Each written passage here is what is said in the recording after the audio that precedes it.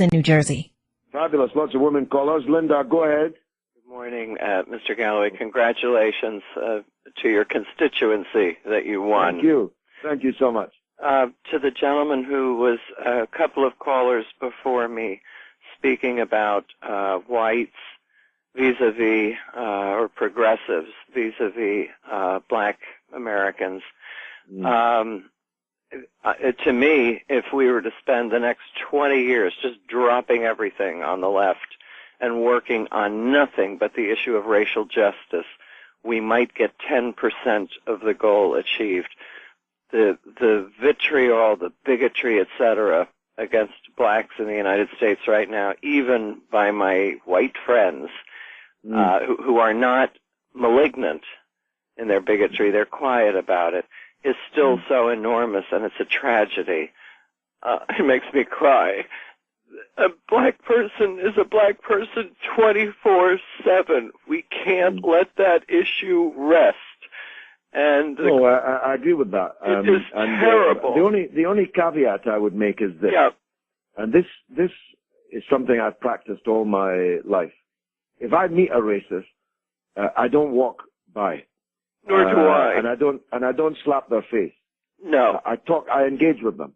Yeah. And I did it a lot in Bradford. There's a lot of really poor whites in Bradford who have, through this false consciousness, become people who blame the other.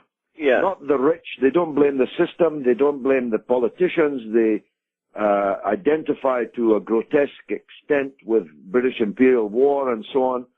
But they blame the person who's different to them in the same street, and who moreover has a better sense of community and society than they do. They go to mosques, they have clubs, they have halls that they meet in, never very good, but they meet, and they have a collectivity, which poor white people don't have.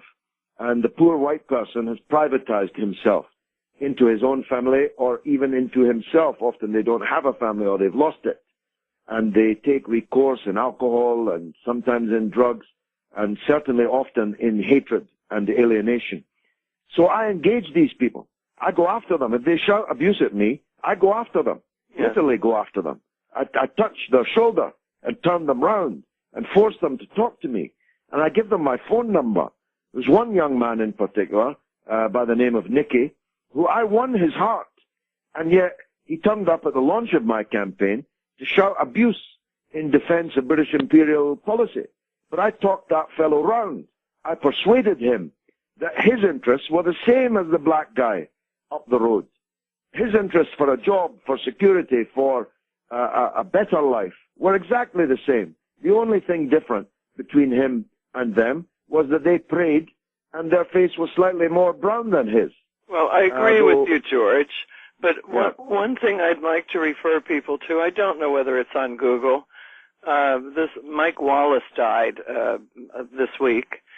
The journalist, 93, died at 93. I just saw that a minute ago, And I would encourage people to, if it's on Google or somewhere, to check out the interview that he did with Lorraine Hansberry, the playwright who wrote Raisin in the Sun, probably in the 60s.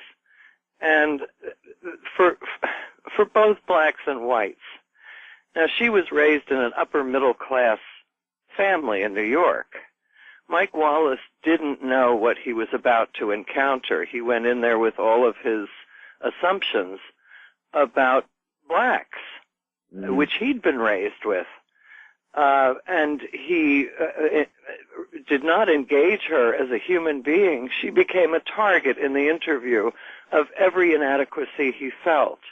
And anyway, what I wanted to... Very interesting. No, very interesting. You made your point very well. To check it out, that the assumptions that we make about other races are based on our own inadequacies from the way we've been treated by this system. We pass it on, and it's our great loss not to re-examine that. And if we can convince people that by eliminating other people from our consciousness, etc., if nothing else, it's already happened to us, the fact that we're doing it to others.